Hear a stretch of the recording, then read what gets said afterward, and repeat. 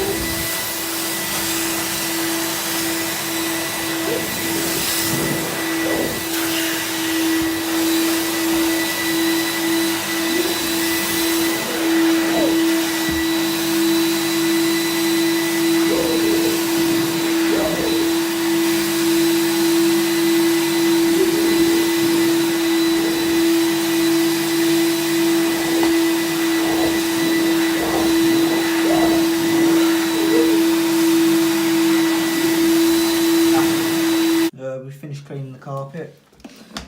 We'll take the hoses off.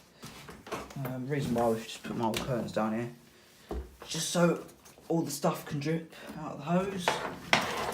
Of course, this will be getting flush roof clean water after this.